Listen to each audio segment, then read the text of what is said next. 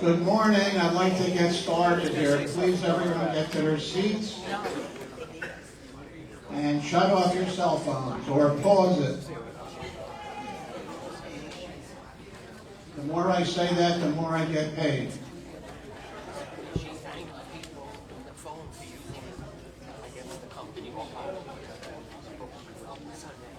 Thank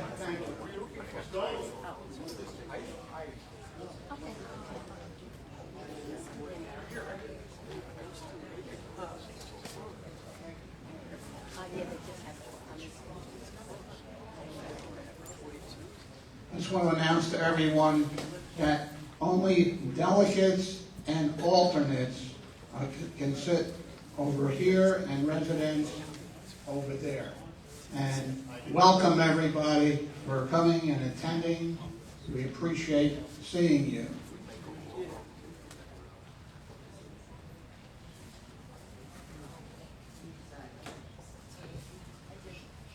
Before I bring the meeting to order, unfortunately, I have some bad news, and I just wanted to share it with everyone.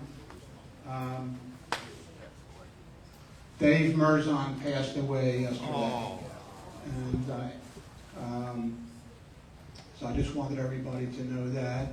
And Dave was president of Fanshawe, the largest association, for 5 years, and later became the vice president when the other Dave took over. Dave was very active in the community. He was on a lot of different committees, and he really stepped up to help the community wherever he could.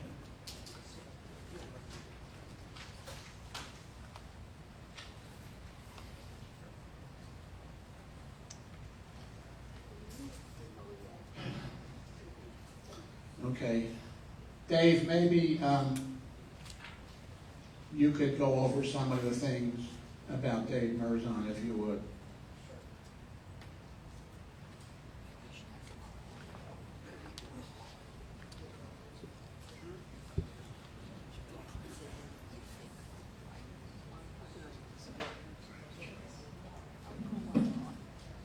Hi, good morning. My name's Dave Fisher. Dave Merzon, as Charlie announced, passed last night.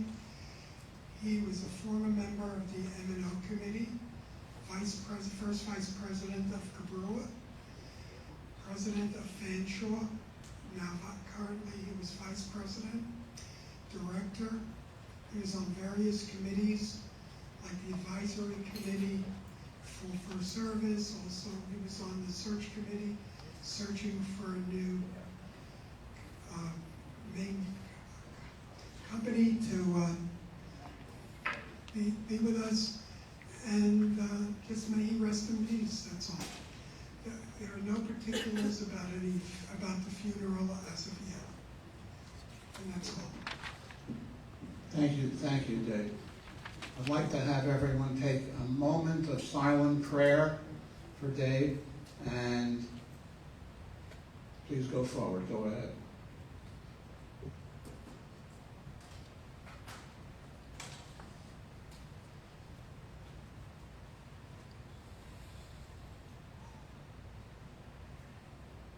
Okay, thank you. I'd like to call the meeting to order. And Bertha, you said we have how many for a quorum? Thank you. Okay, appreciate that. How many? 50. Alan, if you would go ahead, go over the minutes. The minutes of the April Cobrua Delegates meeting appear in the May edition of the Cobrua Reporter. Has anyone found any omissions, additions, or corrections to those printed minutes? Are there any objections to accepting the minutes as published in the Cobrua Reporter? Thank you. I'm I'm gonna do something a little different, just changing the order of the agenda. And I'm gonna call on Jody to give us the security report. This way she doesn't have to stand there throughout the whole meeting when she should be working.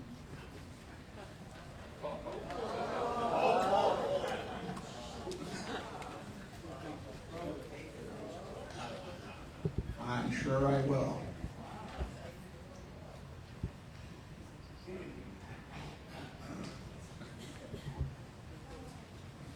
Good morning, my name is Jody with United Security, and I'm here to present the report for, the monthly report for April.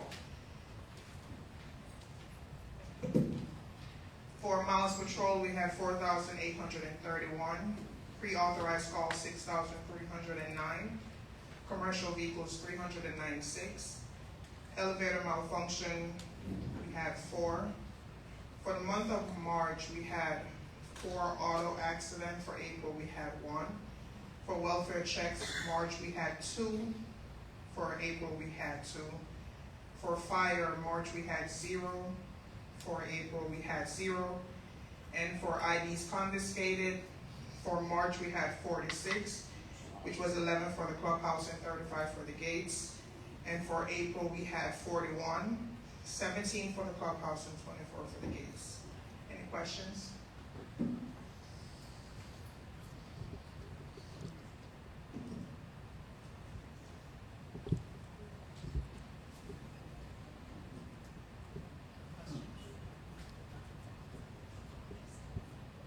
Yeah, hi Jody. Byron Igo from Lincoln.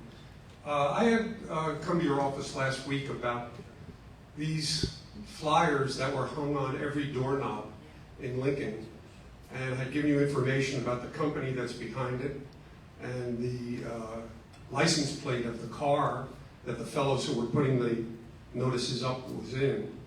Can you give me any idea of what the follow-up on these type of things are? As I had expressed to you, I don't know if anyone else saw them hanging on their doors. Right. Yeah.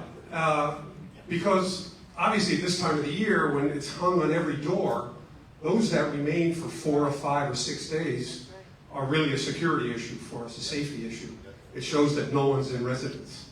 So I was wondering if you were able to follow this up, and just in general, we also have Ron, who wants to buy your car, who's been an ongoing issue for years here. And I'm just wondering, what is it that we can do about this problem to finally put an end to it? I was searching the footage. It takes a while to go through to see every vehicle that comes through the gate, but I am still reviewing the footage. Administration is also aware of this as well. When it comes to Ron, we don't know exactly who it is, where he lives. We just know that he's putting it up, and the time frame that he's putting it, we are not sure. So to have our rover just stationary in one association all night would be a little challenging as well. Well, I guess part of my question as well is we have his phone number, so we can identify, we have an address for him. He doesn't live in the village. We at Lincoln followed up and we got an address for the fellow. So isn't there any way that we can bring some sort of ban, or report it to the sheriff and have something done? I mean, we do have rules about soliciting in the village. I'll definitely speak with Ms. Millington again about the issue to see how she wants to move forward on that. But she's also aware of that as well. Okay, great, thank you. Thank you.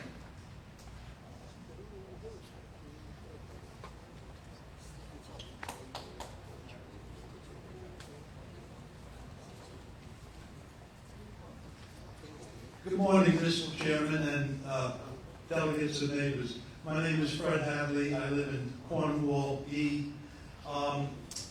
We've had a very windy first half of 2025, as I'm sure all of you have noticed. We also got some brand new yellow recycled dumpsters in Cornwall and perhaps other associations, I'm not sure. And these dumpsters have casters or wheels on the bottom. And one of my neighbors came up to me at the pool yesterday, and did you know that the dumpsters are being blown around in these very high winds, you know? So sure enough, on our way back to my building, the one in Cornwall D was askew. It wasn't in its normal place. So obviously, if we go into hurricane season, which starts in a couple of weeks, this is only going to be exacerbated as the winds get higher up. What is it that we can do? Is this a... Well, let me, Yes. let me do Please, something. please, Charlie, thank you. Okay. I'm going to discuss it with Ron Rippo from First Service, see if there's anything we could do. Of course, these dumpsters, they come from SWA, which is the Solid Waste Authority, and we have to go through them. And that relationship has been on and off, quite frankly. And but yeah, we're definitely going to look into it. You do have a point. Thank you, Charlie. You're welcome. Any other questions? Thank you. Thank you, Jody. You can now go back to work.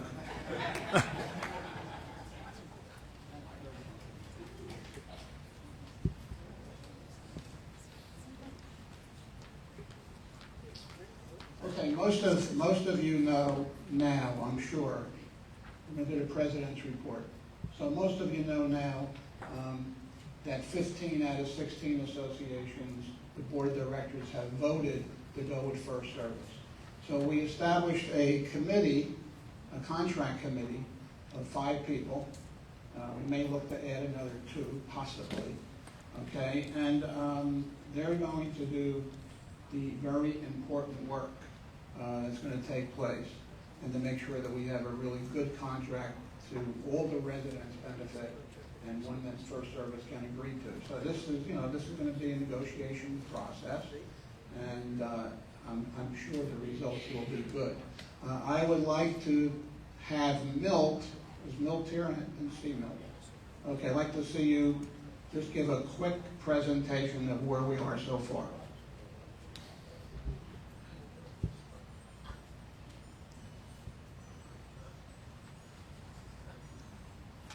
Thank you for the introduction, Charlie, and I want to again thank Sid for volunteering me for the chairmanship of this particular committee. Members of this committee, I hope I don't forget, but Ted Levine is here. Where are you, members? Ted? No, Ted I know. Stanley. Stanley, Martin Fish, Stanley Siegel, Helene, who is not here today. And as Charlie said, there will be 1 or 2 extras that will be added to the committee. We've had our first meeting. I've discussed this with Ivy Montero, who is the person who's going to be representing First Service in the negotiations for the contract. At this time, I've asked her on behalf of the committee to send a draft of the contract to us. She's been given 30 days to do that. She said that that is enough time for her to prepare a draft of a contract. And how long that contract will be part of a negotiation. But any contract that is signed with First Service on behalf of the 15 associations will have opt-out clauses, which is what the past contracts have had. And that's basically it. Only one meeting has been had basically with our committee. Some suggestions on what to do going forward were discussed, but now the important thing is just to wait for First Service, and then the serious negotiations will start taking place. Thanks so much. Any questions? Milt, I want to thank you.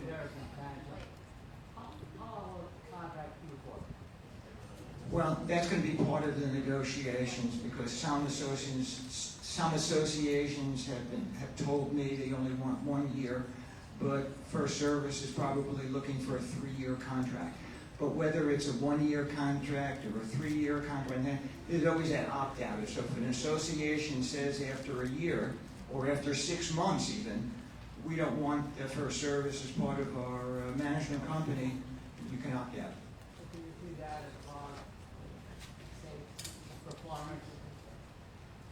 Okay, do me a favor. It's a good question. If anybody has a suggestion that they think should go into the new contract, do me a favor, please.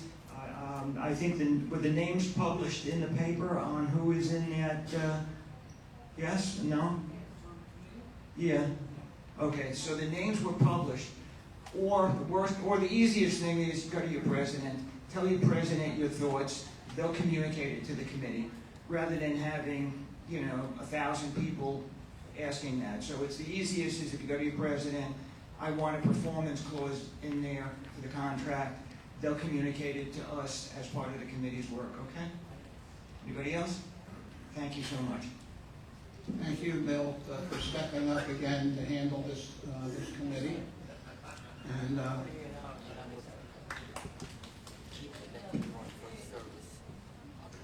okay, Lynn, if you could, a treasurer's report, please.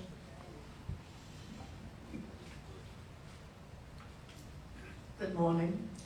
Our month-ending balance in the checking account is $23,179. Our CD is $29,779, for a total of $52,958. Last month's balance was $44,122. The increase is due to the annual dues that all 16 associations has paid. Any questions? Thank you. Thank you, Lynn. Is there, It's only for the delegates. You have to speak in good and welfare.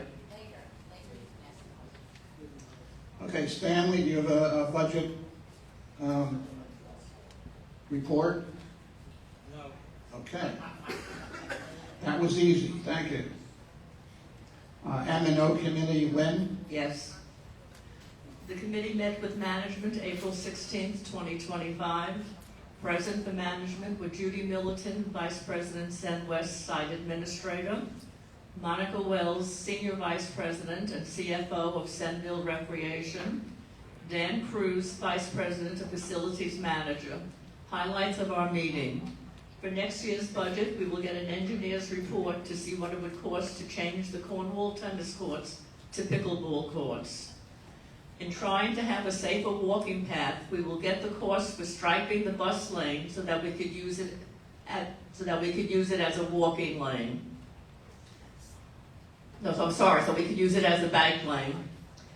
We might be looking to put low speed bumps on Clubhouse Drive to slow the cars down. We will be getting the cost for the new budget.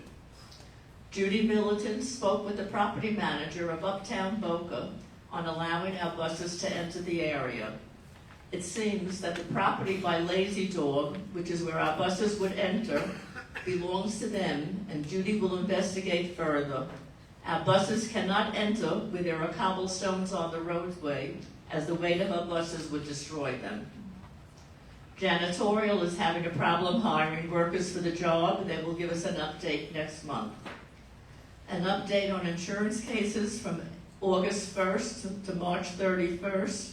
There were 56 incidents between the three communities. Our community had 14 of those incidents. Assured Partners will continue to be our insurance agent for the coming year. Our family and friend decals are now up to 211. Any questions?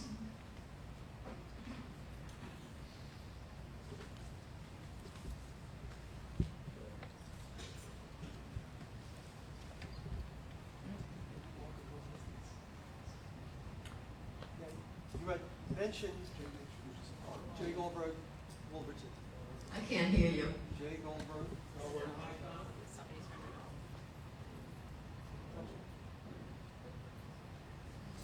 Jay Goldberg, Wolverton D. You had mentioned at earlier meetings that the pickleball courts at Cornwall are going to be back into tennis courts. Do you anticipate doing this before the season begins? This is all in discussion. What's the short answer? We're just still discussing it. No decision has been made. Anyone else?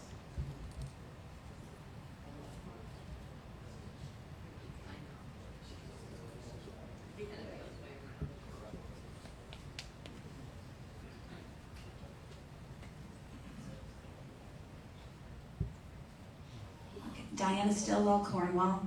I know I've spoken before about the plan to turn our old pickleball courts into a tennis court. You mentioned you're gonna have an engineering, An engineering report. okay, so that sounds like that's something you wanna go forward with? We don't know until we see. Okay. I've already spoken before about how we have a lot more pickleball players here than tennis players. And in addition, I guess our suggestion is that you give it at least a season to see how everything falls out about the use of the old pickleball courts before you replace them with a tennis court. You can only fit one tennis court there, not more than one. And in addition to that, you have had a request about bocce ball courts. I think the money would be better spent on bocce ball courts that could accommodate more people here at Century Village, because how their money is used is for Century Village itself, not for the tennis club, not for the pickleball club, what's best for the community. So I hope you do consider that when you're talking about how much you're going to spend, and I hope we can be told how much it would cost to convert those pickleball courts to a tennis court if that's the way you're going. You have an opposite. No, I don't You're have an converting the tennis courts to pickleball courts. What tennis courts you've already converted tennis courts to pickleball courts. In the Cornwall area. You're actually talking about turning the tennis courts in the Cornwall area into pickleball courts. That's what I said. Into more pickleball courts. We already have 12. Everything is still being discussed. Okay, as long as you keep us abreast of what's going on. So we currently have 10 pickleball courts. We have 4 old ones, 8 new ones. Oh, so we have 12. But you're actually talking about turning the Cornwall courts into pickleball? That was a discussion. That was something brought up. Okay. But it's still up for discussion. Okay, if they do that, great for me. I'm right by Cornwall. I hope they take in consideration there aren't any bathroom facilities there and parking's limited. Okay, I think we know that. I hope so. I just want to say something regarding the bocce court that you're talking about. Okay, we talked about that last month, and we said that that's going to be a budget item, the next budget item that we're going to look at. So, it's not something that's gotten forgotten. That's something that'll come up for the next budget. And we have to look for a place as well. I know this is kind of unrelated, but also our shuffleboard court there could use some upgrading. Okay, just FYI, like our scoreboards and stuff. Okay, thank you. Stanley, Community Affairs?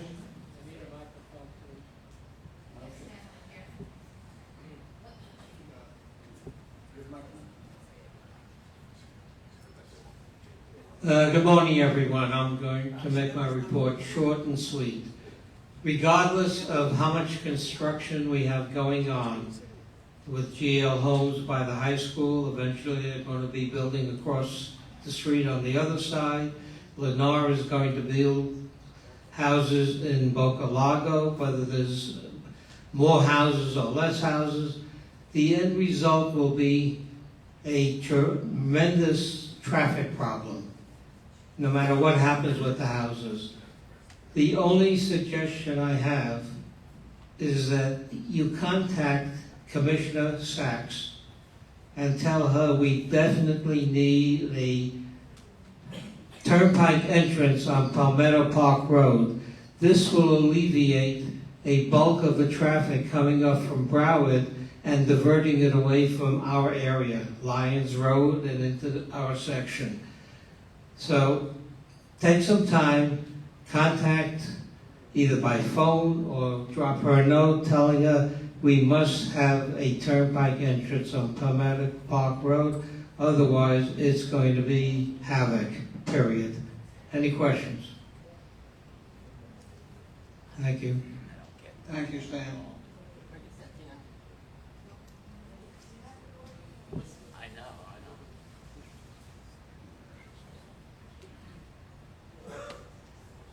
Anything on Comcast, Stanley?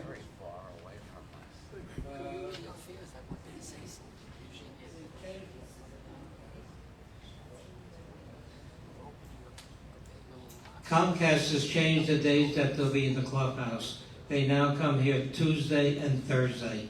So there was a change.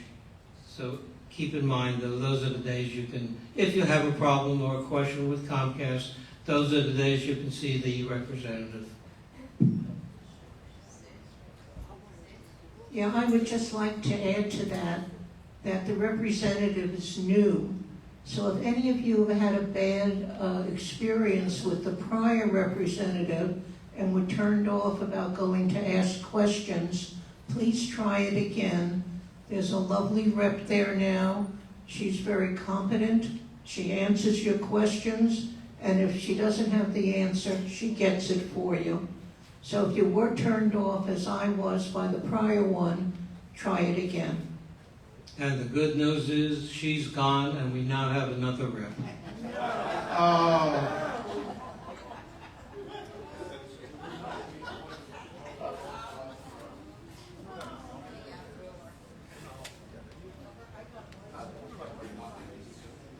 Okay, is Regina here? Okay, Regina, anything on Hotwire?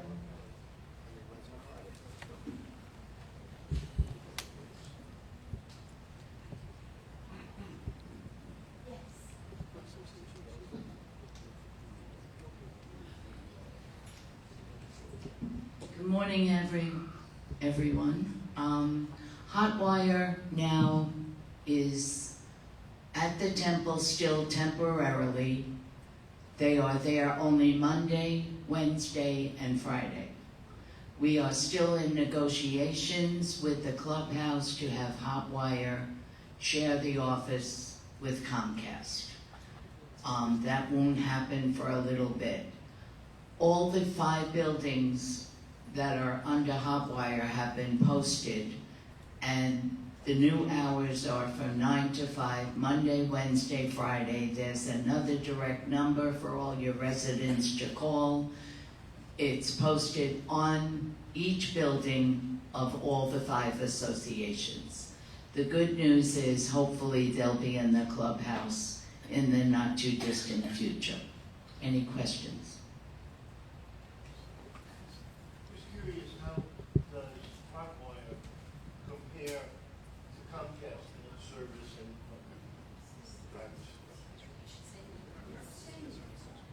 Alan Kaufman, Ainsley A. Hi there. That's up for grabs. I guess you'd have to ask people. I myself have a very pleasant experience with Hotwire. I find the picture is impeccable. The internet is very fast, and I have no issues at my home with Hotwire at all. I didn't have any issues with Comcast either, but I think it's really it's the opinion of each individual to really be able to tell you if there's a big difference. Okay. Do you want me to do the elevator while I'm here? Absolutely, yes.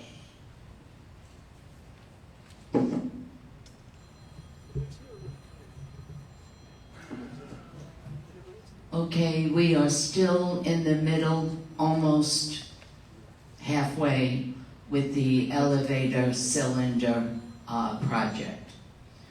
The last report that I've received is that there are 37 buildings absolutely completed. Exeter, Suffolk, Preston, Guilford, Hythe are all fully done.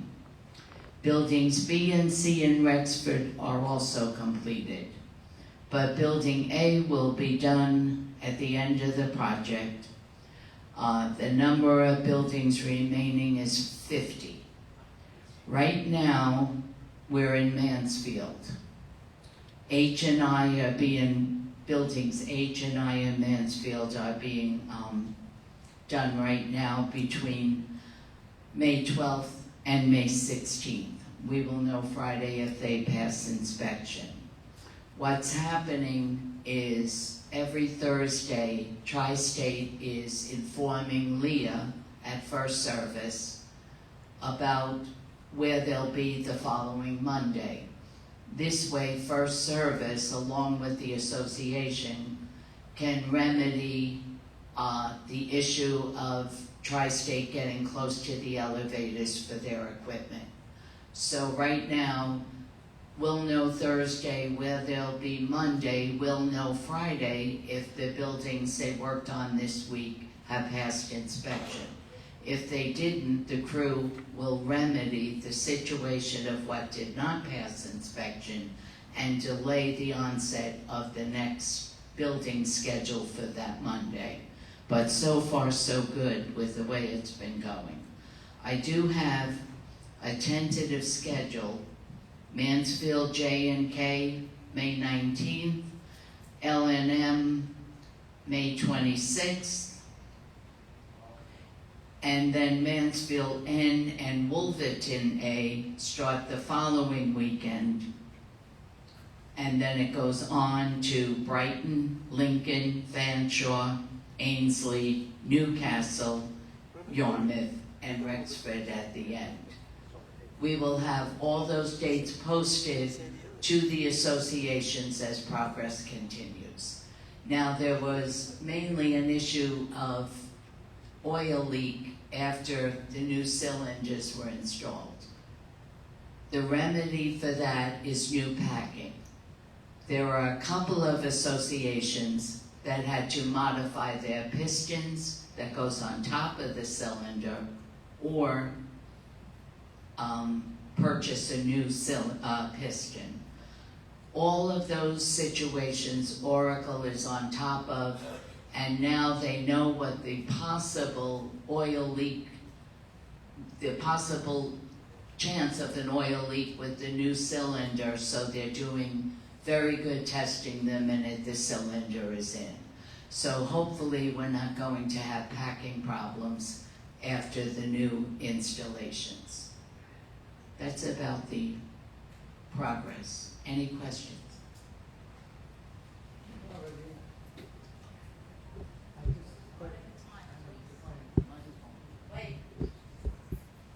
Fields Wadish, Mansfield K. I just heard that you're doing my building May 19. There was an issue with Mansfield F. The delegate is not here. She happens to be going away. No signage was put up to warn the residents of Mansfield F to be done. She completely called it to later, and it wasn't done. We were assured that these things will be taken care of prior to the installation of the pistons. And I'm worried about my building, which I have a few people who are handicapped and they need to be known ahead of time. Could that be made sure from first service not to miss this call of putting up signs? Yes, I will absolutely meet with Leah this afternoon by phone, and first service, who's ever in charge when Leah is gone will make sure the signage is there. I don't know why that did not happen. Anyone else?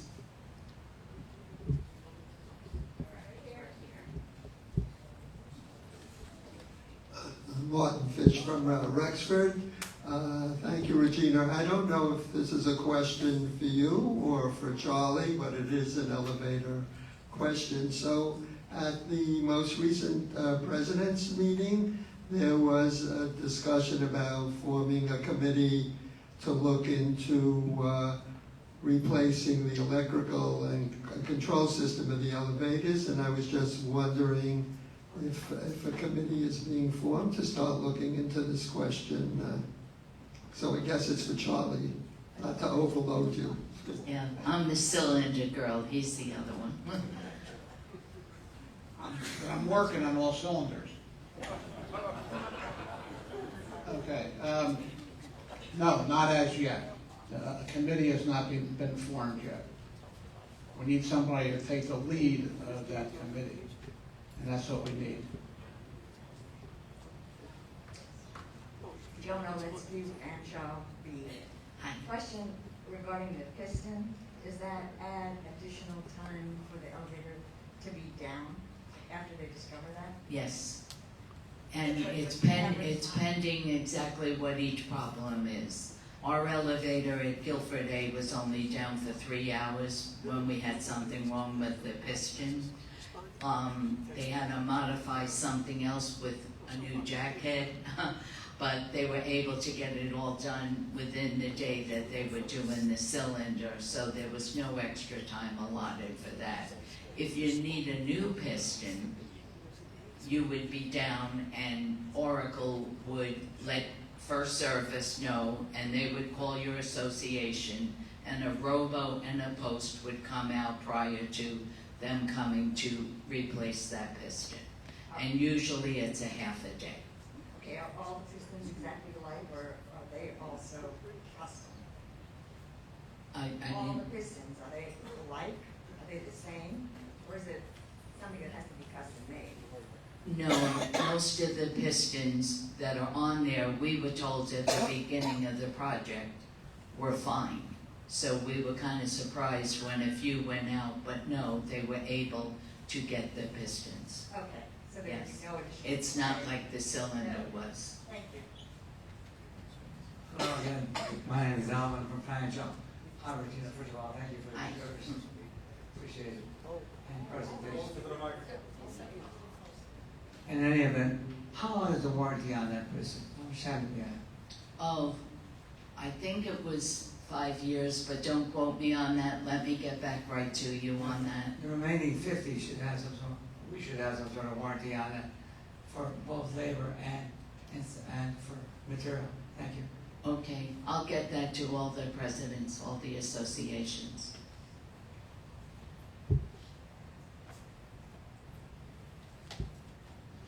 Mildred Say, Mansfield G. Just a corrected criticism about completion of the elevators. Could you please have the inspector put a sign up saying safe to use or it's completed, so we won't have to use or give us suspicion, should I get on here or should I not? Are you speaking about Friday, after your elevator's been down? Well, I'm speaking about getting knocks at the door. Is the elevator safe to use? We don't have a sign or anything from the inspector like we do with the washers, say it's ready to use. This is just a corrective criticism. I think it should be a sign to let us know that it's safe to get on. I totally agree, and the way we tried to remedy that situation, we were told that the inspectors come out, they do their job, they pass or they fail it. They report to Oracle. Oracle reports to First Service. First Service puts the robo out that your elevator passed inspection and is usable. That is the track that Leah told me that we are supposed to be following. The inspectors don't put up signage, unfortunately. They are contracted really and owe all of their reports to the elevator company, not to the association. So it's Oracle that needs to be more forthcoming to let First Service and myself, John Nugent from Oracle, writes to me every Friday and tells me that this one and that one passed inspection. That took a multitude of days to even get that far, to make sure that, they would let us know. As soon as Leah and I know that it passed inspection, she does robo those two buildings. That's the way they're doing it. So if I can have Leah maybe repost the buildings to tell you that the elevator's working, that could be something new I could try. But thank you, that's a great point. But the inspection company does not do the posting. I tried. So do I hear you say, do not get on the elevator until we hear from First Service? No. Usually, the elevator is marked off. When the yellow barricades and the tape is down, that's the high sign on Friday that your elevator is operable. But a robocall should coincide with the passing of the inspection. It did in Guilford. We had no problem. We knew the elevators was good to go.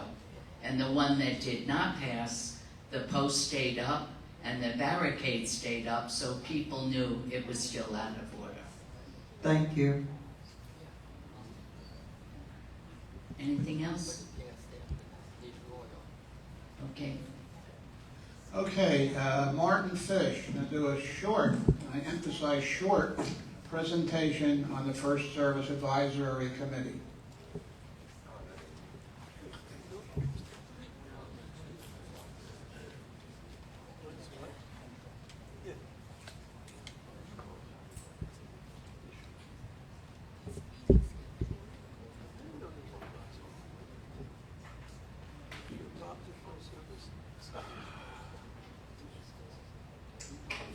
So the purpose of the First Service Advisory Committee is to meet with management from First Service to go over issues that the committee has found dealing with implementation of the contract and the service. Under my chairmanship, the committee met for the first time on March 27th with Leah Green, the office manager, Dawn Chinaki, the senior regional director, and Ivy Montero, the vice president. The members of the committee were myself, Stanley Siegel, Helene Harris, Michael Diamond, Richard Diamond, and I believe Charlie was there. We're a little shorthanded now, but we will go forward and have additional members of the committee. The way I conducted the meeting is I wrote to all the members of the committee and all the presidents of all the associations to give suggestions of issues that came up. Some of the issues we discussed was the mailing of election notices and other issues that seem to come late at the last minute or never reach people because they're either here or out of the country or up north someplace. Other issues were delay for new purchases or renters. Now they have an electronic system, tenant evaluation, which is working much better, but there's still turnaround time when presidents approve of somebody and the people are notified that they have been accepted, which is an issue in closing for purchases. Also, the traditional problems of people coming in, the average owner coming in and not finding someone to answer them when they walk into the office. And these issues are supposed to be addressed in the new contract. Also, issues of janitorial, exactly what they're supposed to do, the quality of the work they're doing. We went over a lot of these issues as well. And a lot of these issues, again, I'm sure will come up in the new contract. 3 members of the First Service Advisory Committee are also on the contract committee. Okay, so these are some of the issues we brought up, and I guess there'll be some overlap on the committee that that will be meeting with them on the contract. We're scheduled for a new meeting in June. I hope to have another meeting, and I'll work with Milt in coordinating issues as well. But we're addressing the old contract, service under the old contract, and Milt is addressing service under the new contract.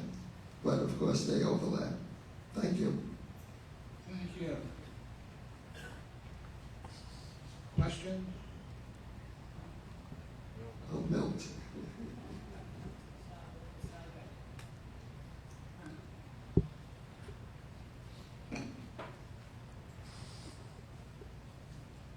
Milt Fishberger, Cornwall. My issue really is, I'm going to speak directly to Charlie on this. This is the second committee report that had to do and dealt with First Service issues, Regina's and now Martin's. I've been under the impression that First Service has been invited to Cobrua meetings. I don't see them here today. I didn't see them here at the last meeting. Charlie, could you please reach out to them again? They were here when? Okay, then I missed it. Okay, I apologize for that. They're not here today, are they? Okay. So there are issues that came up with that Regina was talking about and Martin was talking about. If you could just remind First Service that they are invited and they should be attending these meetings. Thank you. Okay, makes sense.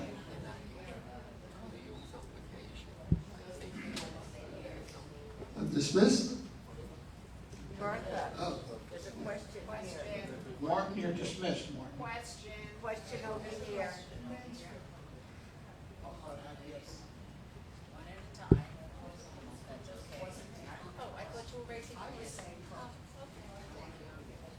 I got a question. Who take care of the dumpsters? The dumpsters where we put our trash. That's a good and welfare question. That has nothing to do with what we're talking about. Okay. So Just a that's question. Good and welfare. Good and welfare. Good and welfare, you'll speak. At the end. Okay. We want to move forward here, so.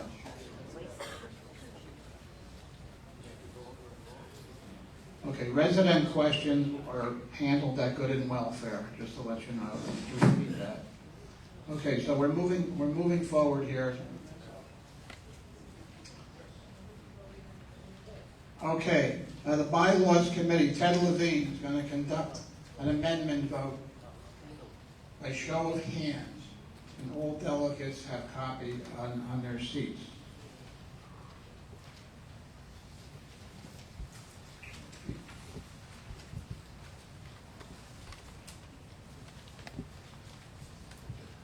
Thank you. Good morning, everybody. Felix Swadish, who's our elections chairperson, will be conducting the vote. But let me just take it from the beginning.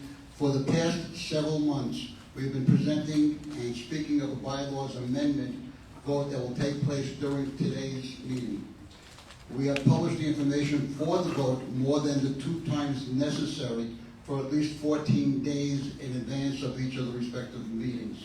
First, I'd like to thank the committee, Martin Frisch, Susan Meltzer, Alan Perlman, Sid Schwartz. Charlie's been at the meetings, and of course I've been there too, for bringing this vote to fruition finally, and for the executive board who had a big hand in taking our recommendations, tweaking them a little bit to present the amendment that we're going to be voting on today. So with that, the existing bylaws states, the delegates shall meet the second Tuesday of every month to be held at such time and place as the delegates may designate. The proposed bylaw states, the delegates shall meet the second Tuesday every month unless the delegates vote at the May meeting to eliminate one but not more than 2 of the monthly meetings. I'm sorry, 3 of the monthly meetings. The meetings are to be held at such time and place as the delegates may designate. Yes?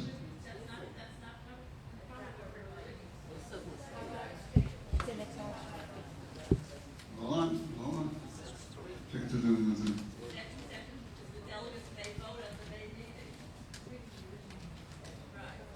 Okay, I have it. I'm sorry. I copy and pasted from the wrong one, so let me read that again. The proposed amendment, the delegates shall meet the second Tuesday of every month. However, the delegates may vote at the May meeting to eliminate up to 3 monthly named meetings. The meetings are to be held at such time and place as the delegates may designate. Reminder, discussion on the amendment will take place after the second motion has been made. At this time, I'd like to entertain a motion to amend the Cobrua bylaws to read. And I'll say it again. The delegates shall meet the second Tuesday of every month. However, the delegates may vote at the May meeting to eliminate up to 3 monthly named meetings. The meetings are to be held at such time and place as the delegates may designate. I'd like to entertain a motion to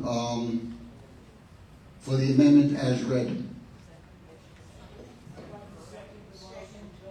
No, somebody has to first the motion. I didn't make the motion, I entertained it. Milton, you want to make the first one? No, I just entertained it. I didn't make it. Make a motion that we accept the proposed amendment as read by Ted Levine. Thank you. I seconded Susan Ortsman. The loudest voice. Susan, where's Susan? Here I am, over here. I'm waving my hand. Susan's in the back. Okay, thank you, Susan. At this time, now that we have a first and second, we can now open it up for discussion. Anybody have any views, points, anything they want to? The only thing we can't do is we can't change the amendment. The amendment is as presented, but if you have any questions and discussions, please. There's a lady in the back. Please identify yourself, name and association when you get the microphone.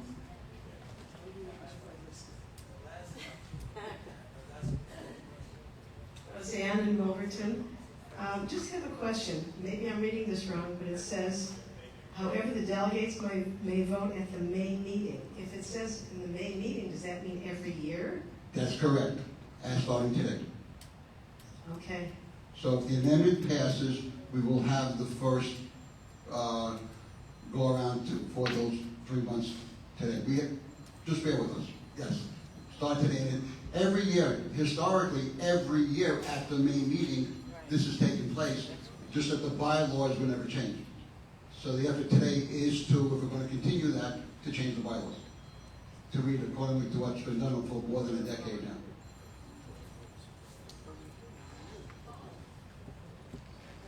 Someone's calling in a comment. Okay, any other conversations, any other discussions? Okay, in that case, I want to turn this over to Felix Wadish, who's our Elections Committee Chairperson. All right, as the amendment was read, we want a show of hands who approves this amendment. Keep it up.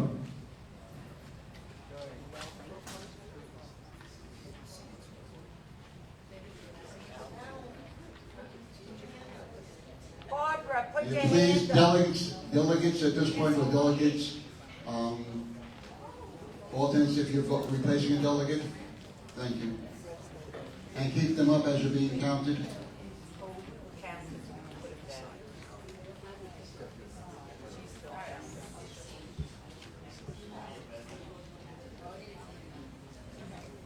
Ted, we have 47 approved out of the 50 delegates tonight. Okay, thank you, everybody.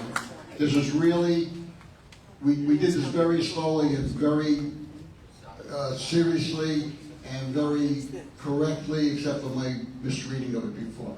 So thank you all for participating. It's really appreciated. So from today and going forward at each May meeting, starting today, the delegates will vote to suspend meetings for a maximum of 3 meetings during the year.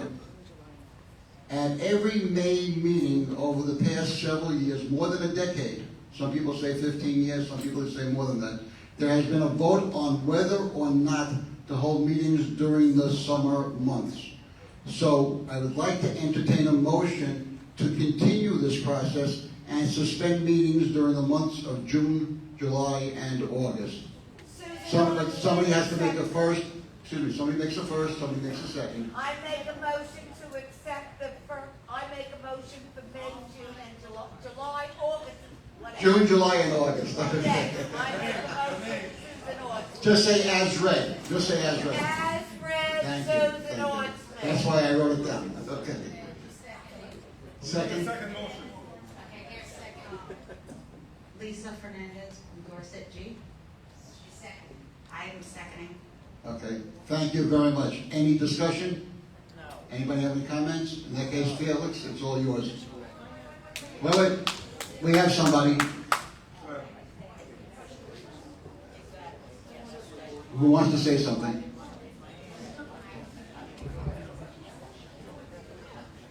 Who is that, Sid?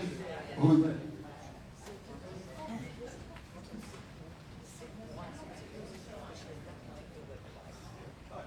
Okay, I just want to be sure that if you only want to close down for 1 or 2 months, do not vote for this, because you're going to get another option to vote just to close for June and July, to vote to close for 2 or to close for 1. So I just want to be very clear. You're voting now that you're going to close for 3 months. Yes, And yes. no, that's why I'm being very clear. There's going to be more votes are going to be taken, but Possibly. this particular vote is you're voting to close June, July, and August. Yes. And since I've been called on and we're actually having discussion on that motion, I would like to see it not passed, because I think 3 months is too much to go without having any meeting. I think the meeting, we always... One at a time, please. One at a time, please. Everybody has a chance. We always canceled meetings for June and July. We always canceled for 2 months until about 3 or 4 years ago, and all of a sudden it stretched to 3 months. I do think that there are things that should be discussed that come up over the summer, and therefore I would like to not see us close down for 3 months. If we don't have a quorum, that's okay too, because issues still get discussed even if we can't vote. Thank you. Let me just clarify that, if I may, everybody, please. Sid, I agree with you. The reason why it was presented this way, and then I'll go in your direction, was to put something on board to continue what we've always been doing. If you read the amendment carefully, we have up to 3 months, which means you can do June, July, people are going to wait in December, make it June, July, and December. Okay? You don't have to do 3 months at all if you want, you can do 1 month. The purpose for this motion was to see who wants to continue in the same order that we've done previously. That's it. And Sid is absolutely correct. If you want to choose other months, don't vote for this. And then we'll have a discussion and we'll present additional months, if I may. So now, the floor, please. Bertha? Go ahead. Tallest hand, go ahead. I'm waiting for the mic. I know. Although I don't need a mic, Susan Austin and Preston, we just accepted the motion. So why are we? Because you have to have that first motion, second motion. We did. No, that's not the vote. And then the discussion. It's not a fully accepted motion until the second motion, and then it opens for discussion, and that's what we're doing now. Okay, now I remember Sid, because I'm at every meeting. Sid, we did this last year, that Sid did not want it. As, you know, what you just said now. So now are we gonna do another motion according to? No. Okay. We have a second, we have discussion. Mm-hmm. We don't change the motion. Okay. After the discussion, which may change some minds, we will vote on the motion that was made. That's the proper sequence. Motion's made, it's first, second motion, discussion for the opportunity to change minds, and people can change minds, but the motion has to be voted on regardless. Okay. If the motion does not pass, then we can entertain other motions. So now it's just for discussion on the motion. Alvin?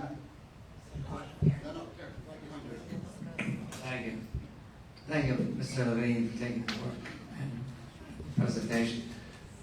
I agree with Sid to the point where unless there's an exception and an emergency, then we have a meeting. Other than that, I'm fine with it, 3 months. Can you say that again, please, so everybody? I'm fine with 3 months, except if there is an exception, subject to it as an exception. Meaning? An emergency. Hurricane. By the way, in the case of an emergency, a meeting can be called at any time, given the necessary time frames, etc. And you can have, in that case, you can have 2 meetings in a month, if it's an emergency, absolutely, with the proper time frames. Okay? Anybody else? Yes. Ted? People are saying June, July, and August. Correct. That's been the history. That's the history, but not what we voted on now. This says 3 months. No. We did, the amendment has passed. The change in the bylaw, the amendment has passed. now we're going to be voting on which 3 months. What I presented, and it was firsted and seconded after I presented it, was which 3 months? Historically, we've not had meetings June, July, and August. I presented that as the first opportunity for which 3 months. But the bylaw change itself, that vote has already taken place.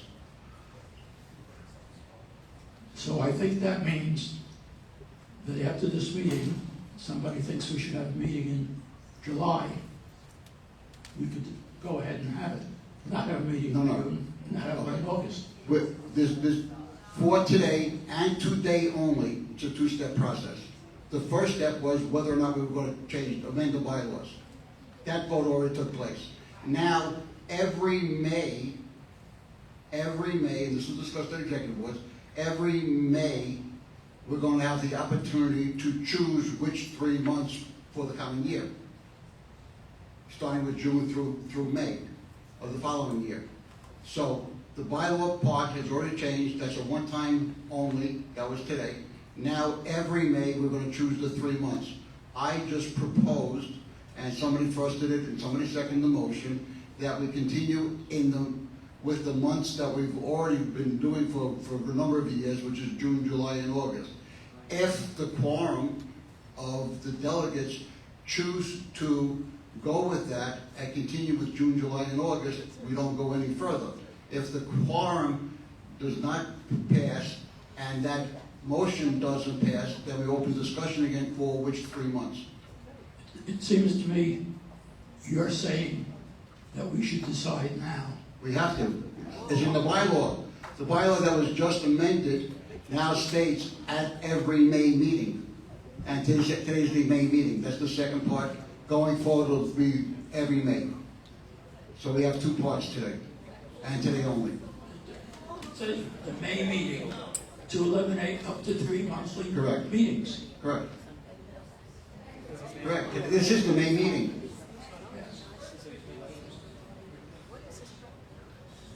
Okay. Let me give you some more history, Ted, if I may. It has nothing to do with the history. I'm talking about what it says here. Yes. Go ahead. You're talking about the history. I'm saying what it says here. Excuse me, I called the vote. It's time to vote on this motion. Thank you. Can I just point out one thing, though? I know. No. We do this every year. We're just legitimizing it now. We voted last year the same way. Exactly. Every year we've been doing this. So the vote has been called. Felix, it's all yours. By show of hands, who votes the proposal for suspending June, July, and August to the Ted's proposal? We'll count in the votes.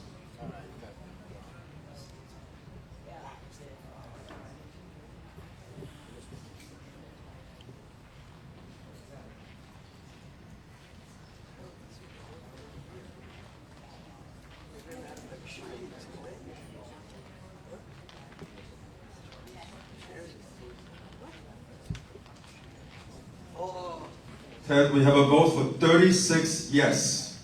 You didn't ask for the no's. You didn't ask for the no vote. Right. Now we have to have the no vote. We need the no vote.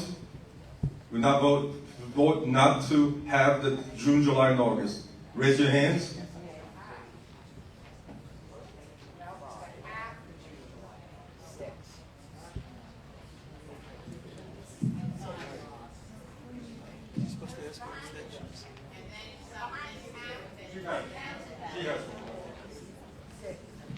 That's 10 no, 36 yes. Any abstentions? Who didn't vote? How many delegates do we have today? 50. 5-0. Okay, so that's 46 yes or no's and four abstentions? 4 people didn't vote. 36 yes, 10 no. The yeses win.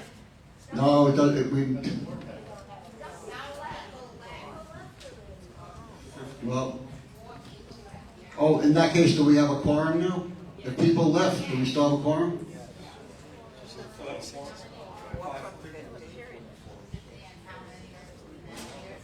Is not the quorum the number? 39. is not the quorum the number of existing delegates if people walk out? So how many existing delegates do we have now? At least 46. And so we have 46, a quorum would be 24.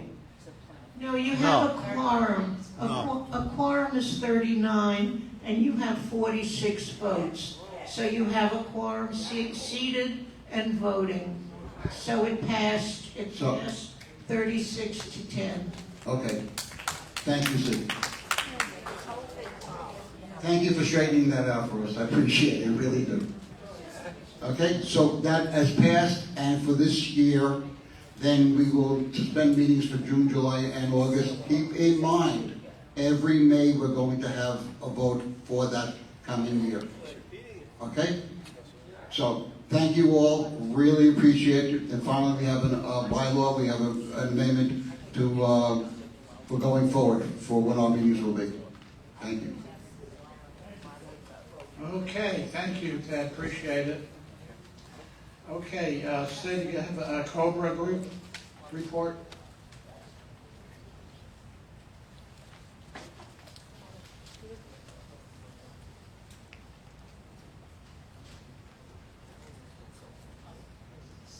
For the Cobra Group, I just have actually two financial issues for you. In the recent Reporter, we published the Cobra budget for the fiscal year April 1, 25 through March 31, 26. And in case you didn't pick it up, and I didn't either, somebody had to bring it to my attention, several places in that budget, the date is wrong. It says April 1, 25 through March 31, 25. It appears twice. So I just want to point out to you those are typo errors. Shouldn't have happened, but it did slip through. But the budget is, as it says in the title, April 1, 25 through March 31, 26. The second point, I had said that we would be publishing our year-end financials at the end of our fiscal year, March 31st of 25. Unfortunately, we have not yet gotten those documents back from our accountant. So what I've put into the June paper, and I'll give you the numbers now, is our report as of March 31, 25, which was actually the last month of our fiscal year, but it's not the final accountant's report. As of March 31, 25, our assets were 3 CDs, 50,000, 25,000, and 20,000, and there was 58,062 in the bank, which meant total assets of 153,062. We had accounts receivable, which was for that current month, was 9,996, which gave us total assets of 163,058. We had no liabilities. There were no accounts payable. So we have a total assets of 163,058 at the end of March 31 of 25. And that will be in the June Reporter. Any questions? Thank you. Thank you, Sid. Is there any old business? Okay. Any new business?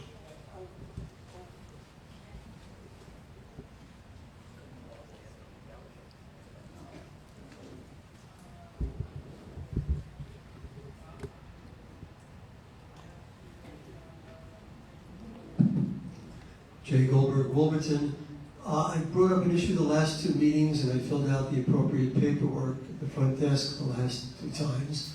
I'm wondering if you've looked into the issue of safety regarding exiting Wolverton on Wolverton Boulevard when you make that Wolverton Drive. When you make that left, many people make lefts into the first lane instead of the second section. Is there anything that's been done to look into that?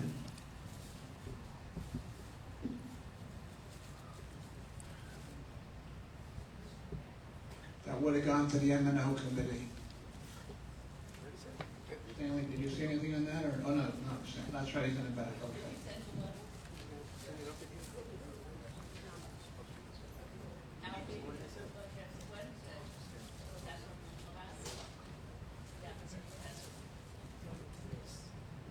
What happened to the microphone?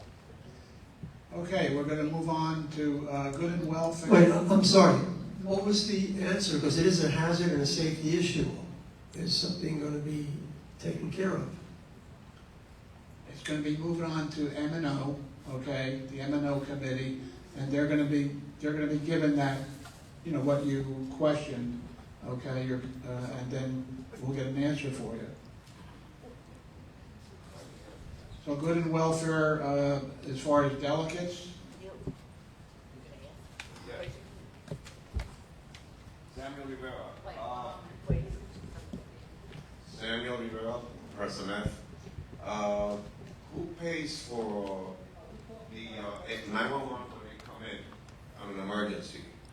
Do the owner or the association? When 911 comes in, and who pays for that service? I'm sorry, what service are you talking about? 911, when they come in, when you call them in. The reason why I'm saying this is because I called you and I told you there was 2 calls at the same time for 2 empty apartments. And when I asked the gentlemen, they said that it could be that the signals are something wrong with the signals. But it has happened before. I don't know if it has happened for any other building, but it happened to my building. 2 emergency calls at the same time, 2 empty apartments, that nobody made those calls. How does that happen? You're gonna have to give it in claim forms.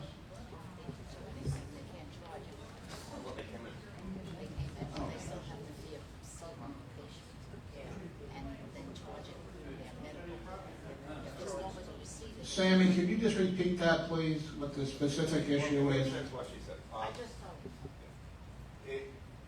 911 came in. Give him the microphone, Bertha.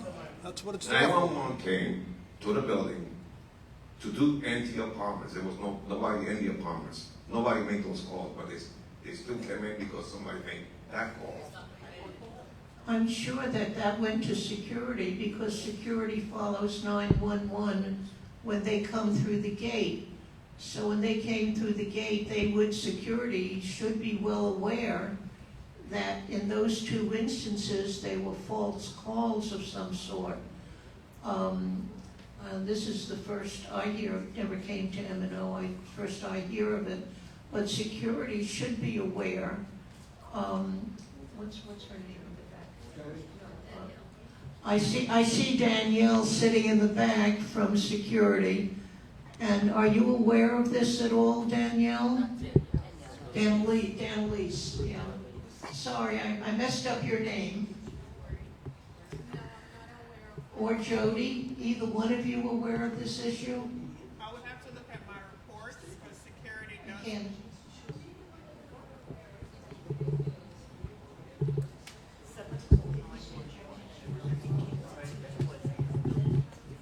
Jody, I didn't mean to overlook you. I didn't see you. You were right behind Fred. Excuse me, can I make a comment? I would believe that if Can we let Jody respond and then you can go over to that? I would have to look at the reports because when fire rescue comes in, if they just leave, security does put on their daily activity that fire rescue left property without going into a unit. So I would have to go through the monthly report to see what they logged. Do you have the time and date, sir? Do you have the time and date? I will look it up, see my wife brought it up, but I did call Charlie and I told her what it was about maybe a month ago. Okay. A few weeks ago. Okay. I don't have the exact date. Okay, can I make a comment? Yes. In reference to 911 coming in, if they don't go to a patient in an apartment, there's nobody for them to bill because they bill the medical people of that particular patient. There's no one there, there's nobody to bill, and that's his question. Who do they bill? They can't bill the association, they can't pay the individual if there's no one there, so no one's gonna pay that call.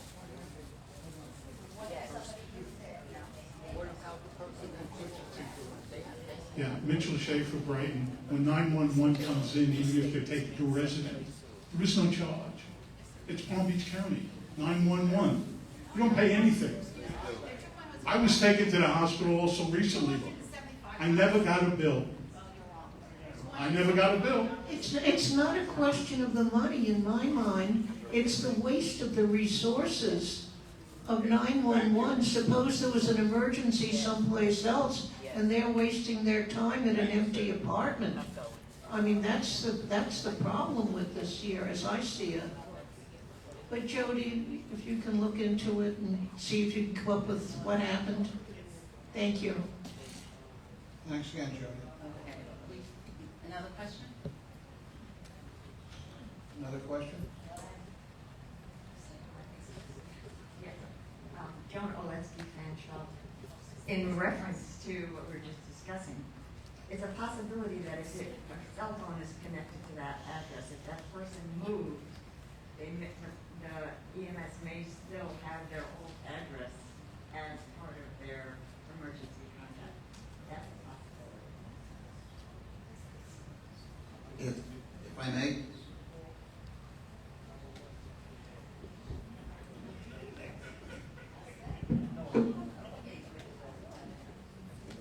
Back to my dumpster question.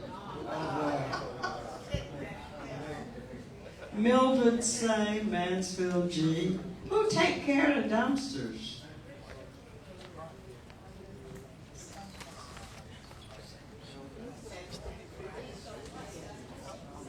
The association is in charge, okay, but, you know, the dumpsters come from, thank you, SWA, the Solid Waste Authority. That's where they come from. So you're saying I need to talk to my association about changing them out? Yes. Yes. Thank you. And I'm your neighbor across the street in Preston. I just changed mine out recently.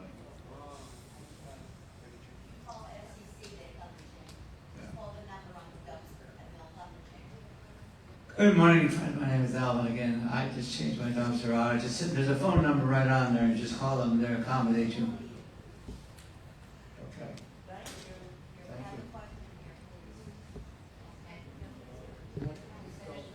Any other delegate questions?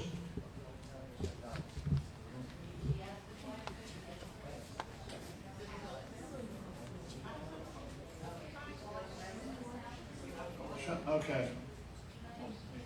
Okay, good and welfare for residents. Oh, she has a question. It's not a question, but I just did get an answer, and I wanted to amend what I said when someone asked something about the Pistons. There is a 6 to 8 week downtime for a piston. The good news is, they used up the ones we had when somebody over there had asked me. And Oracle and Tri-State collectively can sand a piston down if it's leaking.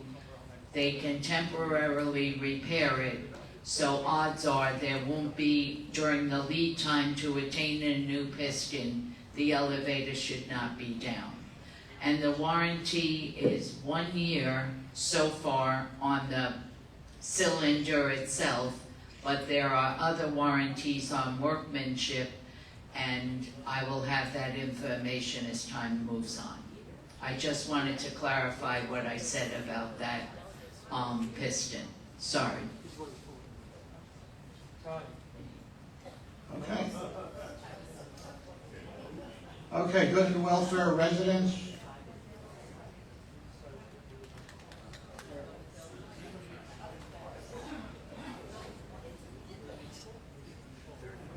Thank you, Chairman Charlie. Fred Hadley, Cornwall E. My first question goes to the walkway in front of this building.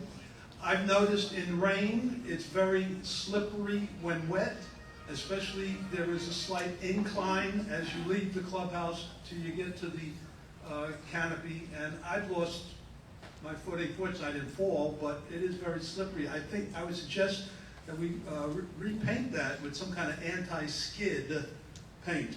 Second point, speed bumps. Apparently nobody's listening. You know, I live in Cornwall E. My unit faces Times Square, which is the intersection of Cornwall, Century Village Boulevard, and Clubhouse Drive.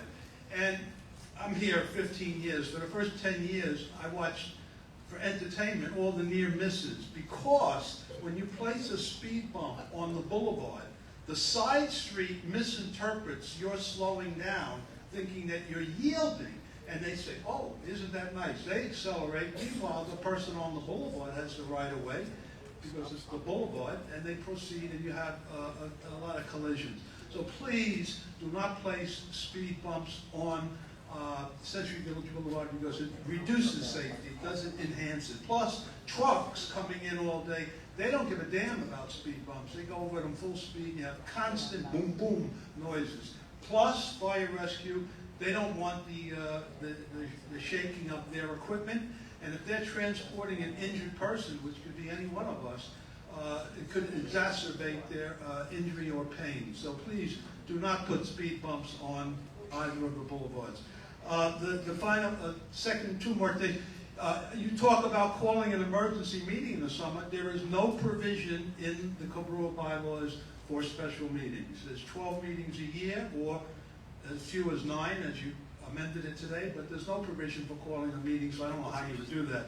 And the final point is, with regard to the Cobrua budget that's printed on the front page, and I already discussed this with Stanley, and I just want to remind him, there is an item in that budget called the levy money, which was referenced in Stanley's M&O column, last one he wrote, I think. And that levy money is like a $5,000 a year.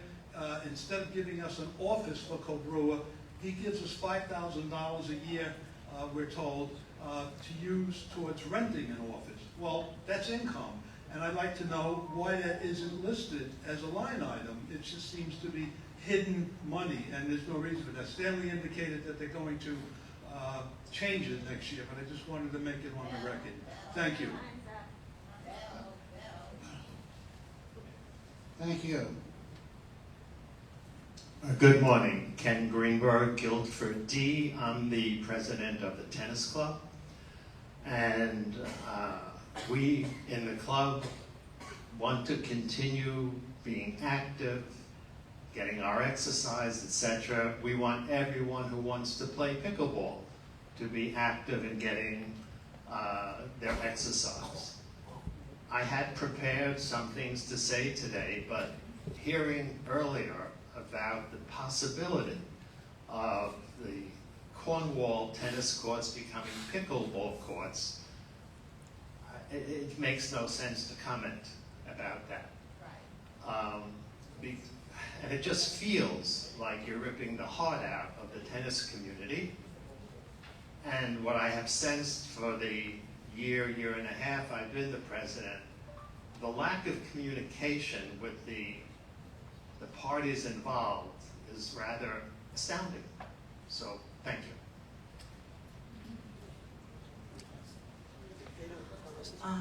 Hello everybody, my name is Raisa. I live in Fanshawe.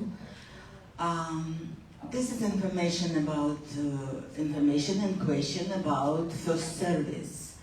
I have a big problem with we have rules and regulations that in one-bedroom apartment is not allowed to live 4 people. I have next door neighbor renter, the 4 people, in 3 adults and a kid about 9-10 years old. I reported about it to first service. Ma'am, excuse me. And first service. Ma'am, excuse me. No. Okay. Okay, this is an association. No.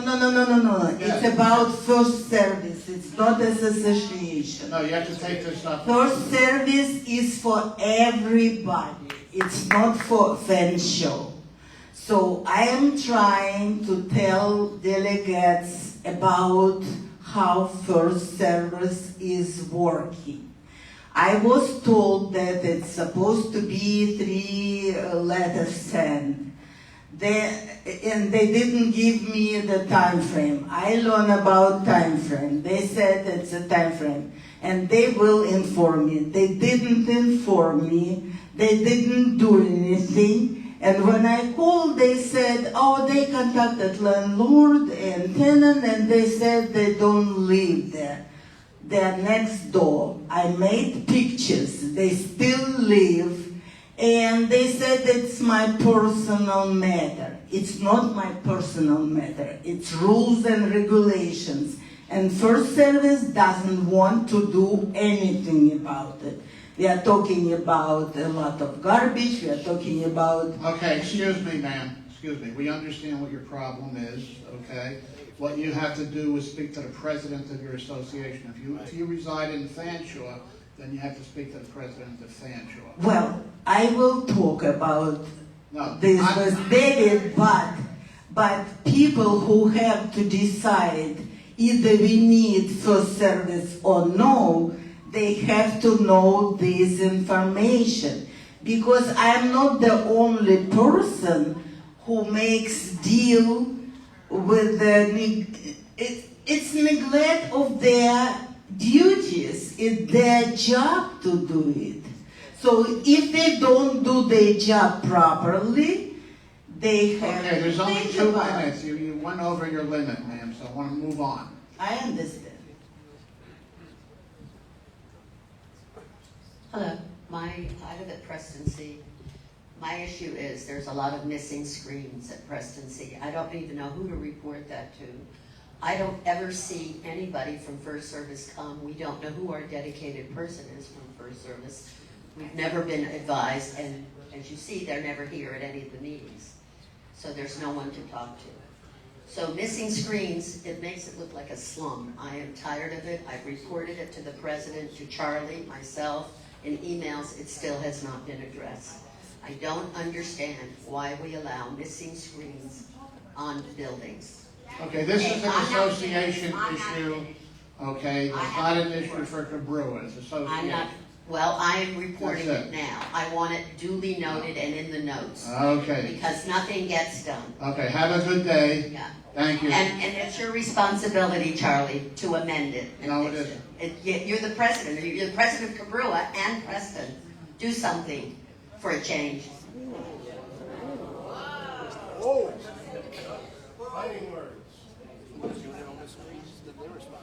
Okay, someone make a motion to adjourn, please.